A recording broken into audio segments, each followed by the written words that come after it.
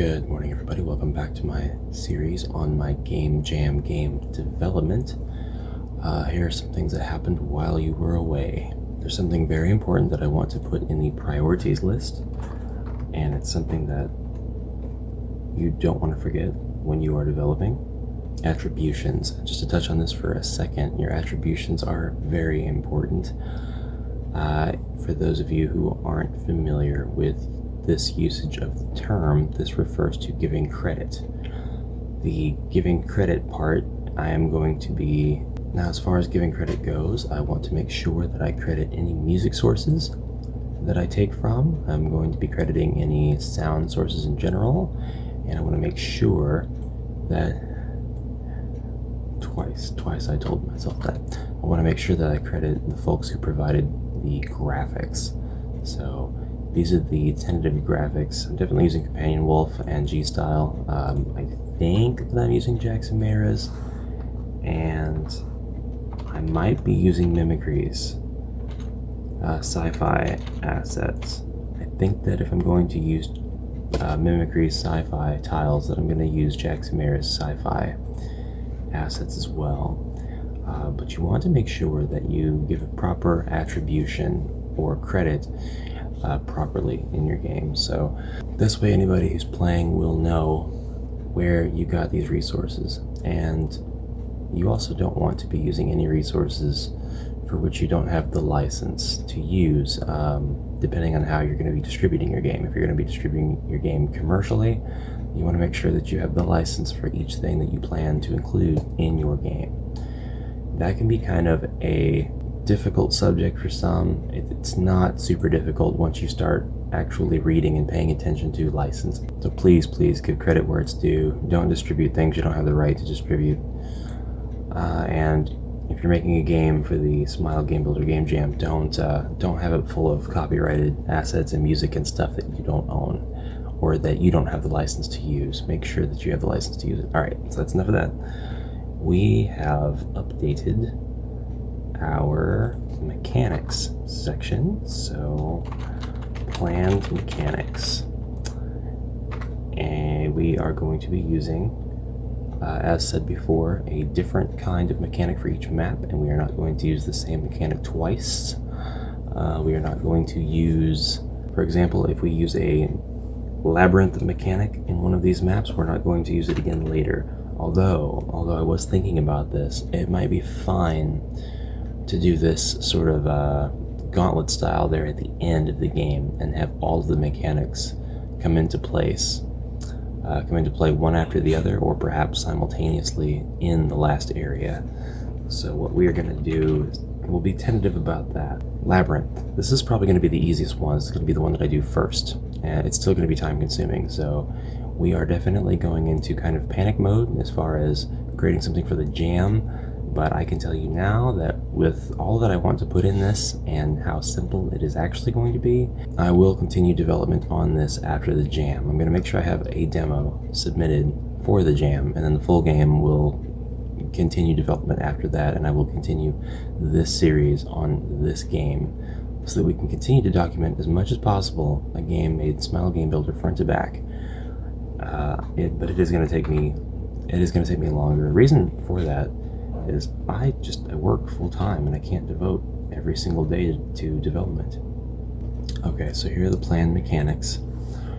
Don't roll your eyes. Some of these are going to be very simple in terms of the kind of minigame they're based on. The actual implementation of that is not going to be as simple as the game it's based on. So the labyrinth. My idea for a labyrinth is that I don't just want you to go into a maze and run this maze blindly. I think that that's not fun myself. I don't mind coming across that mechanic in a game, but I don't find it very fun myself. So what I would like to do is make this rather broad, expansive labyrinth with these markers in place. And the markers allow you to, when you come up to the marker, and I don't know what form it's going to take yet, I think in my mind it's going to be something that you can light on fire. So you get to that point of the maze, you can light that thing on fire, and then there's just a crap load of different hallways and stuff you can go down, and if you wanted to tackle the maze without using the help, then that's totally fine, but that's the intention, is for you to be able to leave the maze whenever you want. Use the magic rope item and get out of there. And then you'll be taken to a vantage point where you can see the path from above, and the things that you set on fire help you determine where your character exactly is in that labyrinth down below. And then once you get back down into the labyrinth, you're no longer up in that vantage point. You've got to navigate it manually, but you've got a series of steps that you've got to take, left, right, forward, to get to those markers. So you've got a little bit of map building that you can be doing, unless you just use your memory. And I hope that that's how it kind of plays out, but I'm not sure yet. But it'll be multi-leveled, so you'll be way high up looking down, and then you'll go down into the labyrinth. So you'll be able to see it before you tackle it. Treasure map. Follow directions at each marker. This was in Legend of Zelda Link's Awakening. It's been in a lot of other games too, but basically you follow a sign that says, walk south, and you walk south, and you don't pay attention to any obstacles or anything until you hit a bump, and there should be a sign right there at that bump that tells you, all right, now walk left. And if you take any of these directions out of order, you'll have to start the whole thing over. But if you're going in order and you're following every sign and everything correctly, you should be able to get through the entire direction following phase, and then you'll end up with one final instruction that takes you to the treasure. And there's usually 10 of these or whatever. And for the easy mode, it's very much just going to be like that. So one of the hard mode obstacles, though, would be me placing a rather wide, broad wall in the way. And not only do you have to walk around the wall, you have to make sure that on the other side of the wall you pick up where you left off from behind, and not one tile to the left or right, or else you will come across a false sign that will start the minigame over. Gathering and turn in. You just gather a bunch of items. When you have the prerequisite amount of items, you turn them in. Not a whole lot of challenge here. I think I'm ready to assign this to one of the maps. I think this will actually be B2 ship area. And the reason that I am going to assign it to that one is because in my mind, once you have left the ship, you've rescued one of the crew members who's like, you need to go outside and gather some things, some samples, so that I can determine whether or not it's safe for us to go venture further into this land. Since we've lost, the scout of the group, you've got to play the part of the scout. You've got to go out there and check for signs of life and hostile enemies and minerals and plant life. Make sure the air quality is fine. You're doing all of that by doing the gathering of these different things. So you gotta go find all of these different things, gather them on the same map, and then you'll bring them back to the interior where you will turn them in. And for the hard mode stuff, it will be more of a use this particular item, this pickaxe or this axe or this shovel, and go out there and dig or pick or mine in these spots. And that's still not very challenging, but you have to make some progress in the game before you can get to that point. The crafting, we're going to put in the interior of the ship. I think that is tentative, but I think to make your way through the interior of the ship, you're going to have to craft various things, key cards. You're using the copy function of your character's ability to fake your way through the security access of the ship, which is necessary because the ship is inoperable now, and you have to do that to rescue your fellow crewmates to get to the bottom of this mystery. Fishing is kind of a no-brainer. I wanted to have fishing. It's not going to be like a fully fledged fishing minigame, but as far as the mechanics of fishing go, you will have different phases of fishing. So you'll have a regular fish minigame, and then the hard mode will make sure that you know that you've got to select different types of baits and lures to get your target out of the water. I placed that in lake, but as I have mentioned before, we could put that in the volcano instead, or in the desert. We could do some sand fishing, we could do some lava fishing. Sokoban. aka box pushing. In my mind, the most obvious place to do this would be the mountain area, someplace where there's a lot of boulders. You're pushing the boulders to get them out of your way. Memory. I don't have a map for memory yet. In my mind, maybe the wasteland, because I'm thinking C3 might not actually be wasteland so much as it is ruins. And of course the memory could be some kind of ancient puzzle where you've got to remember. Well, I was thinking of memory as Simon Says. Has anybody ever played Simon Says? It's not, when I say Simon Says, I don't mean like you do what your sibling tells you to do until they stop instructing you with the instruction that Simon told you to do something. It's literally a game where you remember a pattern that increments by one every time you finish the pattern, and it adds another step, and it's usually a set of colors and lights. So the machine will go red, yellow, blue, and then you will have to push the red, then yellow, then blue buttons in succession. Then it will go red, yellow, blue, green, and you'll have to get those right, and then it'll go red, yellow, blue, green, yellow. And then you've got to follow that pattern over and over and over. So I think it's kind of a cheap mechanic to put in a game like this. I don't want to over rely on the mechanic in that way. So I don't think I'll be like stretching that pattern out very far, even for the hard mode, but I do think that I'll try to put a twist on it. By the way, if you're wondering how I might implement something like this, you're going to have a companion who has a lot to do with your communication back to the ship.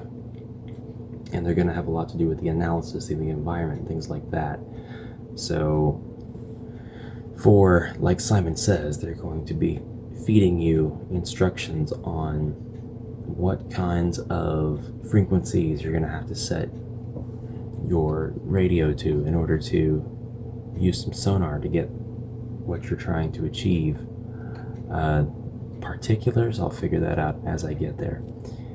The desert seemed like a good place for the radar mechanic, and by that it's a game of hot-cold, so it's kind of like the treasure map minigame.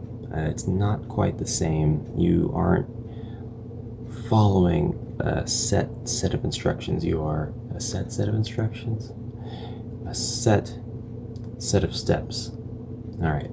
You aren't following finite instructions, really. It's more of a go out there and use your radar. And your radar will pulse. And depending on where you are in relation to your target, you will be given some feedback. Yeah, you're very close, or you're not very close at all. So you use this feedback to find your objective, but there might be a succession of objectives where you have to find the first thing, and then your frequency for the second thing will pick up, and you'll be able to, on the same map, of course, use your radar to find a second item, and a third, maybe a fourth.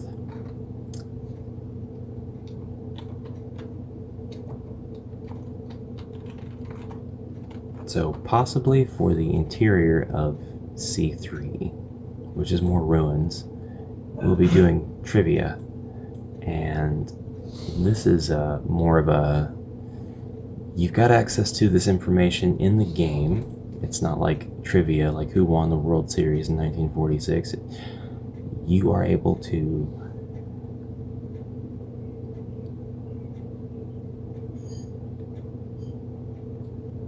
access this information, and you will be asked specific questions regarding the things that you may have learned in the game. And for the easy mode stuff, it'll just be a very simple question answer session. Do you know at this point who the traitor is? And when we get to this point, we're going to be doing some input, I think, some answer inputs with text. And we're going to work to make sure that the user doesn't have to pay too close attention to whether or not their first letters are capitalized and things like that. I hate having to fiddle with stuff like that when I'm playing a game. I don't want to fault them for having the right answer but in the wrong format. So if we do that, we're going to be very careful about the kinds of answers we can accept. Adventure style. I don't know where to put this yet, but this is going to be very much a self-contained adventure game within one map, where you find key items throughout the map and then go use them in other places. Same map though. Such an example might be, you get a banana out of a tree. You go find a monkey to give it to. You give it to the monkey in order to get access to something that you stole, something shiny. It's a key. Take the key to a door, unlock the door, go into the room, grab the rocket launcher, take the rocket launcher to the cave, blow up the bear in front of the cave. That's the kind of adventure style we're talking about. Something like a different way of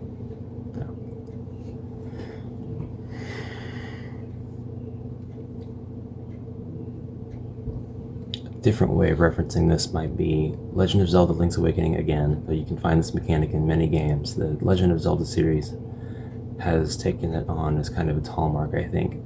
There's a trading minigame, a sort of sequence of items that you get by taking a very specific item you can find very early on in the game and bringing it to a person who will then trade you a different item.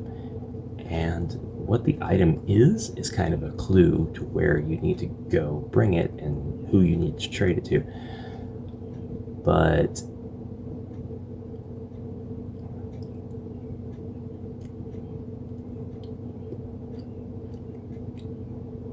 another way to put this, or give a better example probably, could be the Legend of Zelda trading minigame, where you're given an item early on that's seemingly useless, and the purpose of this item is it's to be traded to somebody, and they will give you an item in exchange that will seem useless. But by using some context clues, you take that item to somebody else in the world, and they will trade you something, and you'll take that item to somebody else, and you'll keep doing this chain of trading until you obtain some sort of key or item at the end that becomes something incredibly useful. I think in The Legend of Zelda it becomes the mirror shield, or perhaps the boomerang for Link's Awakening. I think that's how you get the boomerang. It might be the magnifying glass. I don't remember. I think you get the magnifying glass to get the boomerang, but you can also use the magnifying glass for other things, so that you don't die. Anyways, here are the mechanics that I've got so far. I'm not totally sure which ones I'm going to keep, which ones I'm going to scrap, but we definitely wanted to make sure that we put these down. And now I kind of want to scrap the flow of the game. I think that it would be useful to finish the interior. Oh, no, never mind. Okay, I don't know if I mentioned this in the last episode, but as far as flow of game, we want to make sure we start you off in the interior, and then you will be going to the exterior of that same map. Not really the same map, they're two different maps. They're implied to be in the same location. You're inside of a ship and then you're outside of the ship. Then you are given a kind of open world choice. Do you want to do the swamp, the lake, or the plains? Then you'll unlock access after completing all three of those to the forest, the wasteland, and the mountains. Then you'll unlock access to the tundra and the desert. Then you'll unlock access to the C3 interior, which at this point may be ruins. That's all of the nodes that we're going to put into place. There was some map development that I took care of, just so we're not filming an entire episode of me messing around with a notepad file.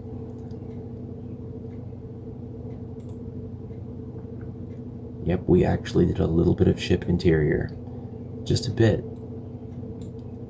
And I got my marker starting off here because I wanted to kind of test what this looked like and so on. But the interior of the ship is here. Obviously, it looks very flat and boring, and there's nothing going on yet because I'm not done with it. But we want to make sure that we have all of the rooms allocated for all the crew members of the ship. We want something that you might find if you were on a ship, a mess hall, an engineering section, place where there's a lot of appliances and stuff, maintenance. We want to make sure that we have everybody's quarters, but also their sources of power and food, rations, things like that. A giant computer that takes care of navigation. Place where the person goes to man their station whenever it's time to blow stuff up. I don't have all of those places mapped out yet, but I do have very rudimentary what you are going to be doing. And basically, yes, we're going to start off in this room here, and we'll have 2 more rooms and a hallway. I might start you off in this room instead. You might start off removed from your room because you got stuck while you were doing your job. And although I have doors to places, not every place is going to be accessible at all. Some places are implied to be destroyed on the other side.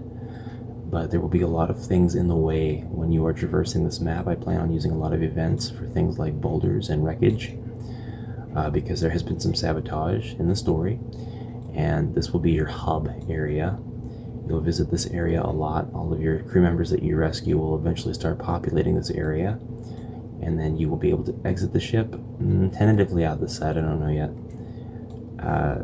a room, and then I think this is where the control room will be, where titanium white, the ship's motherboard, the ship's mainframe, you can interact with her. And I've got a little bit more to show you. We have been messing around with the character files, and we have some tentative designs for how these people are going to look, and I'm using the G-style characters exclusively for the characters in the game. So I'm going to be editing their texture files, and I'm no good at Blender at this point, and I don't really want to take the time to mess with Blender and do the 3D file modifying. I'll do that with another game, or perhaps with the full version of the game. I don't know yet, but for now we're just taking the texture files and modifying them, and you can do quite a bit of modifying to make your characters look different, hopefully different enough. You won't be able to change things like the outline, the silhouette of the character basically. This shirt sleeve is always going to be a shirt sleeve, this dress is always going to be a dress, her hair is always going to be this style. Not unless we get into Blender and we change the 3D components, but for now this is Phthalo Blue. This is one of the 2 twins that you can pick from at the beginning of the game, and we're gonna skip over 2 because that's we're still working on her. 3 is tentatively done. This might be sap green. I still need to change the color of her dress, but ultimately she's close to being done. I want to change her eye color as well. She's the ship's botanist, a scientist that deals with the flora of the planet that you're on.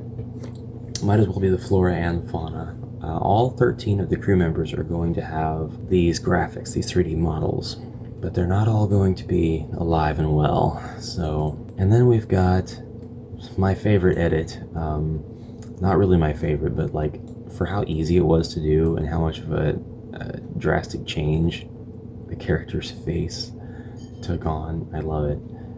This is cadmium. Cadmium yellow deals with the ores and the metal.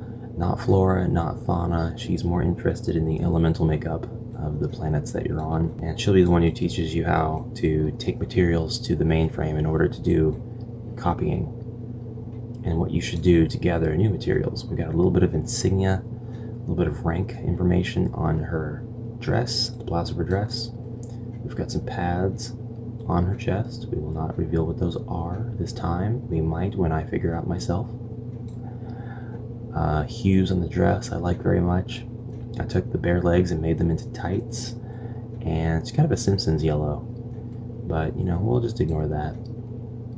We're unable to take this texture file and put anything on one side of the dress. It will always mirror it, and you'll find that's kind of common if you're ever editing this set of characters, the G styles. There's a lot of mirroring in their textures. And their textures were not intuitively at all arranged into their texture files. They certainly aren't what you would call proper Japanese style, even though they might be Japanese. But that's what I have done.